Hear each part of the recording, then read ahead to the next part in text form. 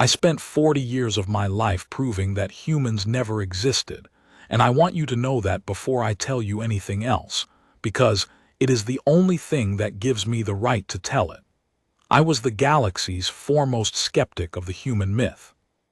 I wrote the book literally, the standard scholarly work that demonstrated carefully and convincingly that the protectors were a comforting legend my people had invented to survive our worst century, and that no such species had ever walked the stars.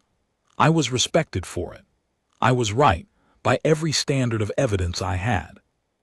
And then I stood on the observation deck of a dying station and watched the most dangerous fleet in the galaxy fold out of the dark, in answer to a promise I had spent my whole career proving was never made. And I have been trying ever since to understand what it means to be a scholar who was rigorous and honest and completely wrong. My name is Tavin Yule Marincast.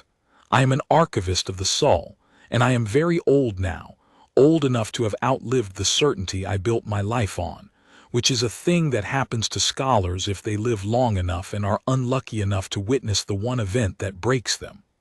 Let me tell you about my people, and about the myth, and then I will tell you about the night the myth came back. The Sull are an old people, older than most in the galaxy, and for most of our history we were a quiet people, a people of libraries and long memory, not warriors, never warriors. We kept records. That was our genius and our function in the great community of worlds. The Sull remembered things accurately for a very long time, and other peoples came to us to know their own histories, because we had kept them when they had not. We were the galaxy's memory. And a people who are the galaxy's memory develop a particular relationship with the truth.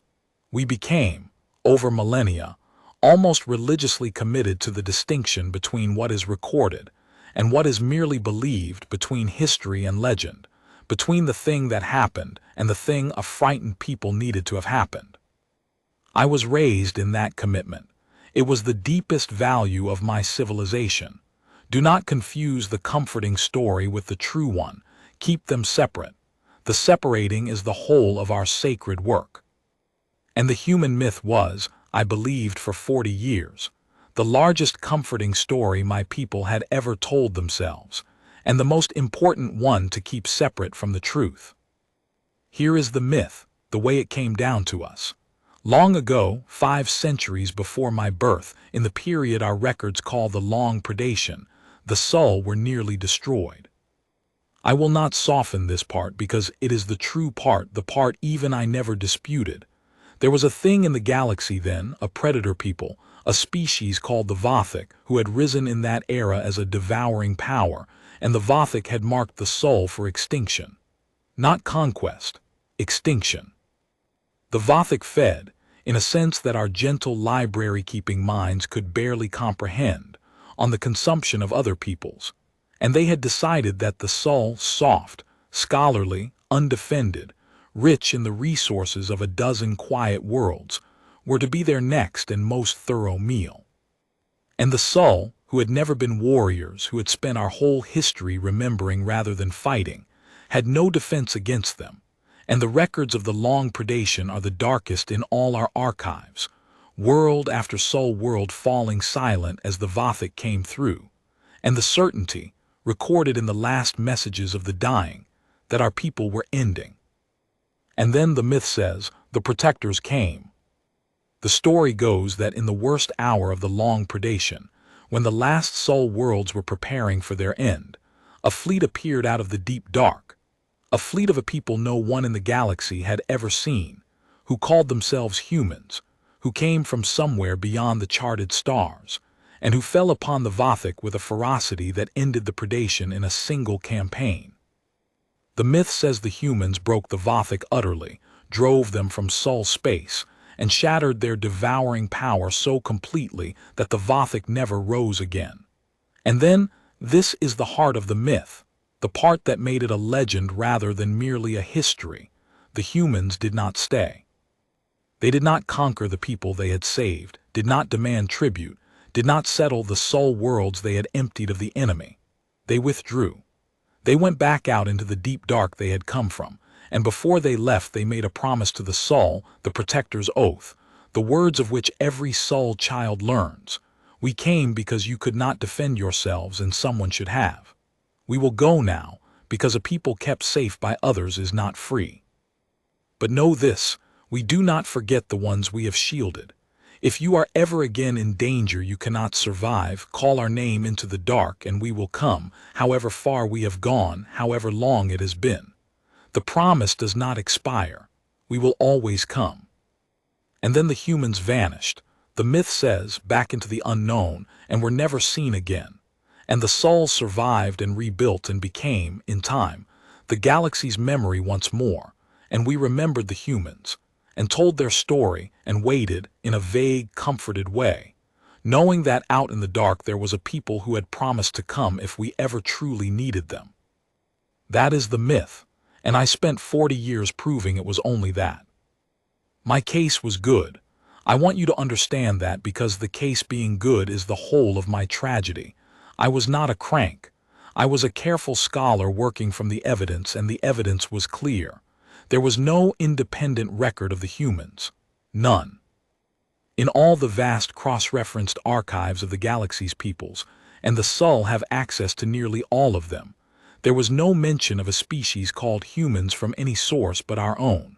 No other people had seen them. No other archive recorded them. A fleet that broke the Vothicc and ended the long predation should have left traces across a dozen civilizations' records, and there were none.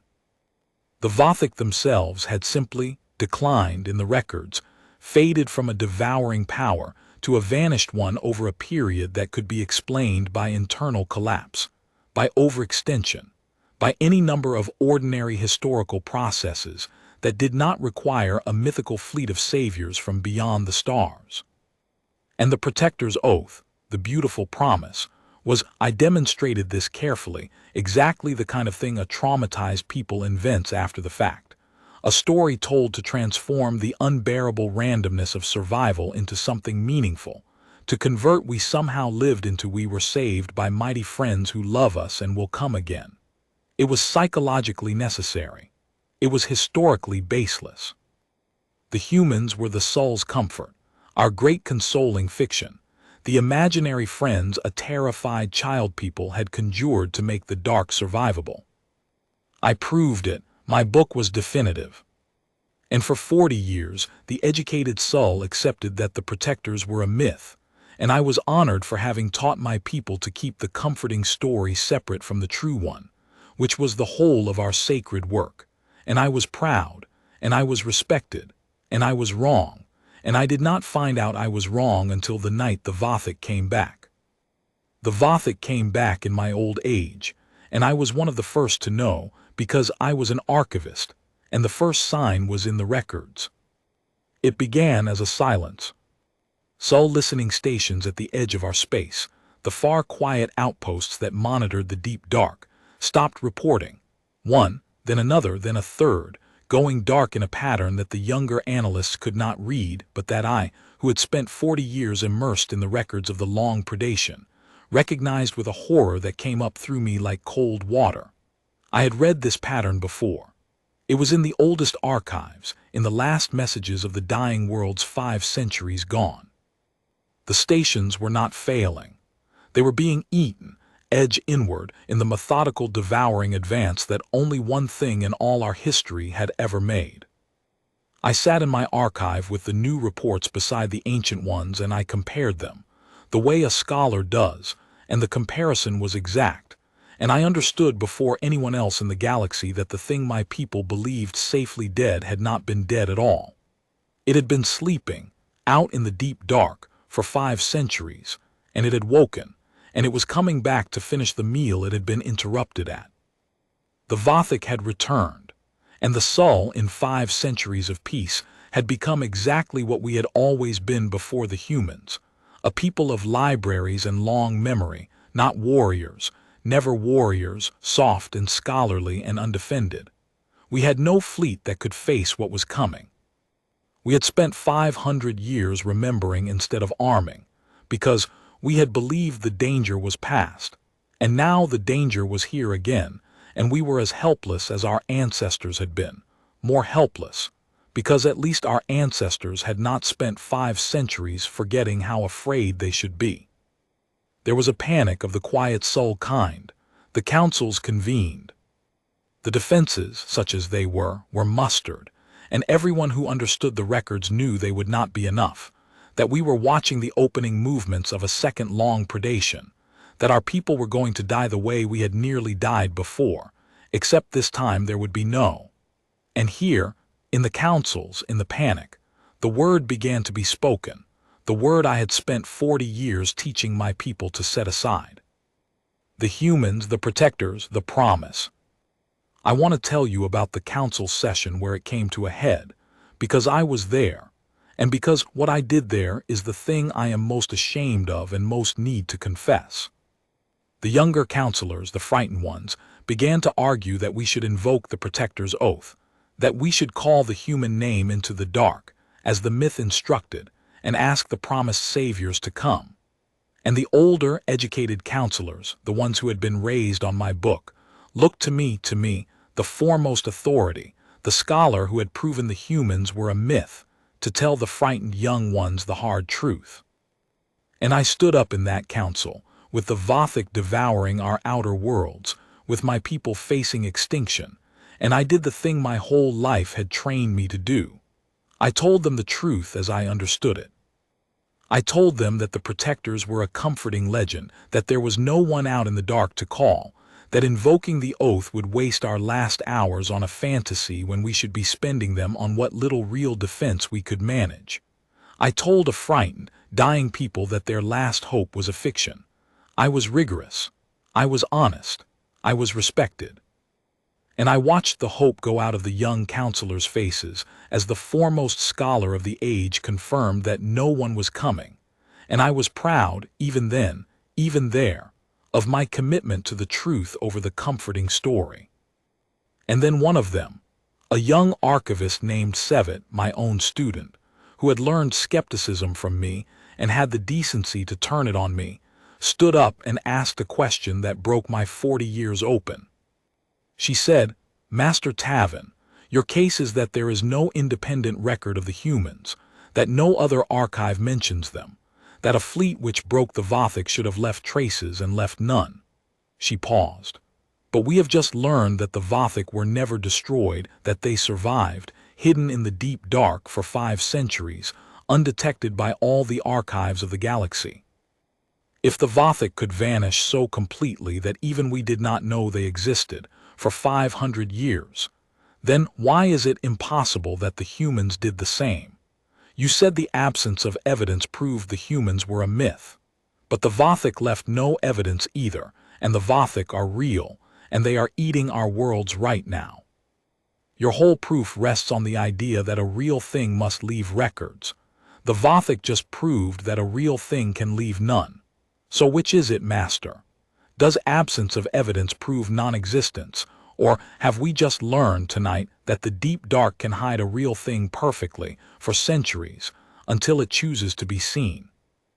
I had no answer. 40 years and I had no answer because she was right, and I had built my entire case on a premise that the returning Vothicc had just demolished. The absence of human records did not prove the humans were a myth. It proved only that the deep dark keeps its secrets, both its predators and, perhaps, its protectors. I had mistaken the silence of the dark for the emptiness of it. And in that moment, in that council, I understood that I did not actually know whether the humans were real. I had never known. I had only known that there was no evidence, and I had treated the absence of evidence as evidence of absence, and a frightened young woman had just shown me, with my own skeptical tools, that this was the one error a true scholar must never make. So I changed my testimony. It was the hardest thing I have ever done to stand in that council, the foremost skeptic of the age, and say that I had been wrong, that I did not know, that the humans might be real after all, and that we had nothing to lose by calling. The educated counselors stared at me as though the ground had moved. And then, because I had recanted, because the one voice that could have killed the hope had instead given it permission, the council voted to invoke the Protector's oath. We would call the human name into the dark. We would do the thing my book had taught a generation was foolish. We would speak the ancient words and send them out into the deep, and we would wait, and we would see whether anyone answered. We broadcast the oath on every band in the old form, the words every Sull child learns: Protectors, we are the Sull whom you once shielded. We are in danger, we cannot survive. We call your name into the dark as you told us we might. The promise was that you would come. We are calling, please come. And then we waited. And the waiting is the part of the story I most need you to feel, because the myth skips it, and the waiting was everything. We did not know if anyone had heard. We did not know if anyone was there to hear. We had cast the words of a 500-year-old promise into the deep dark on the strength of a recanted skeptic's I do not know, and the Vothicc kept coming, world by world, closer, and no answer came. A day, 2 days, 3. The outer Sull worlds fell silent one after another, the devouring advance unhindered, and on the stations and the council floors the brief hope curdled, and people began to look at me again, the scholar who had recanted, and I saw in their faces the question they were too kind to ask aloud. You gave us this hope. Where is it? Where are they? Did you cost us our last real hours for a fantasy after all? I had no answer for that either.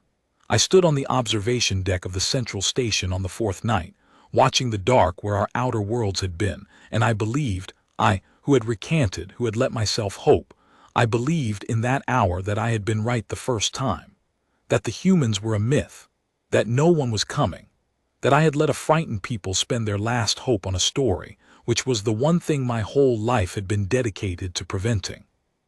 I stood in the dark, and I grieved my recantation, and I grieved my people, and I grieved the comfort of the certainty I had given up, and I looked out at the empty dark where no fleet was, and I prepared to die having been wrong twice, once for 40 years, and once, finally, fatally in the council, when I let myself believe. And then the dark folded. I do not have better words for it, and I am the galaxy's archivist, the keeper of words. The deep dark, out beyond our dying worlds, simply folded, opened, unfolded the way nothing in nature does, and through the fold came light, and through the light came ships, and they kept coming, more and more of them, unfolding out of the dark in numbers that climbed past counting. A fleet, the most enormous fleet I or any living Sull had ever seen, vast and terrible and utterly silent as it formed up against the dark where the Vothicc were advancing, and across every band on every frequency. In the old Sull tongue, in the exact words of a promise 5 centuries old, a voice came out of the lead ship and spoke to my astonished, weeping, saved people. It said, Sull, we heard you. We are sorry it took 4 days. We were very far away, and the promise said we would come however far we had gone, so we came from where we were, and it was far. We are the humans. We never stopped listening. You called and we came exactly as we said we would. Hold on. We are here now. They broke the Vothicc again. I will tell you that plainly and quickly, because the battle is the part the title cares about, and it is the part that matters least, and I have learned in my long life to give the firepower its due, and then move past it to the thing that actually mattered. The human fleet engaged the Vothicc at the edge of Sull space, and it was, by every account, the most terrible display of force the galaxy had seen in 500 years, which is to say, since the last time the humans did it. They did not come gently. The Vothicc were a devouring power, an extinction engine, a thing that could not be reasoned with or shamed or turned aside, and the humans, who had clearly learned this the first time, did not try to reason with it. They destroyed it.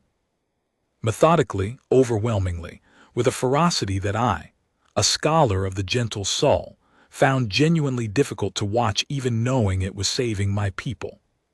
The most dangerous fleet in the galaxy did what the most dangerous fleet in the galaxy does, and the second long predation ended like the first, in a single campaign, and the Vothicc were broken once more, this time. The humans made certain for good. But I told you the battle matters least, and I meant it, and now I will tell you what actually matters, which is what I learned about the humans in the weeks after, when they had saved us and had not yet gone. And I, the foremost scholar of the human myth, finally got to ask the questions I had spent 40 years answering wrongly. I asked them why there was no record. That was my scholar's question, the one that had built my whole false case. Why, if they were real, had they left no trace in any archive but ours? And the human commander, a weathered woman who reminded me powerfully of the way I imagined the protectors of the old story, told me the answer, and the answer undid me. She said the humans left no records on purpose, that it was a discipline, a deliberate practice, central to what they were. The humans, she explained, had learned a long time ago on their own road in their own dark history, which she did not detail and I did not press, that a protector who is remembered becomes a ruler. That a people who saves another people and lets itself be recorded as the savior will, inevitably over time, be looked to, deferred to, depended upon, until the saved people are no longer free but are clients, wards, subjects in all but name, grateful and diminished. The humans had decided that the only way to truly save a people, to save them and leave them free, was to save them and then vanish, to take no credit, leave no record, build no monument, accept no tribute, so that the saved people would rebuild not as anyone's grateful dependents but as themselves, owing nothing, remembering their rescue as a half-believed legend rather than a debt. The absence of human records was not evidence that the humans were a myth. It was the humans choosing to become a myth, deliberately, as the final act of their protection, erasing themselves from history so that the people they saved would be free even of the memory of needing them. "We'd rather be a story you're not sure you believe," the commander told me, "than a master you're sure you owe. A myth doesn't own anybody, so we made ourselves into a myth on purpose and we went away and we left you one thread, the promise, so that if you ever truly needed us you could pull it. That's all the oath ever was, not a boast. A thread we left in the dark, deliberately thin so it would only hold if you really needed it. You pulled it. We came. Now we'll go again and be a myth again and you'll be free again. That's the whole design. That's what we are."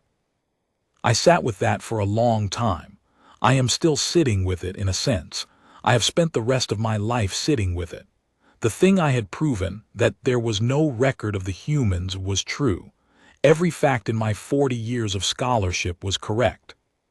I had simply drawn the one conclusion a true scholar should never draw, which was to mistake a deliberate silence for an empty one, to assume that what leaves no trace was never there, when the deepest truth of the humans was that the most important things they ever did were precisely the things they made sure to leave no trace of.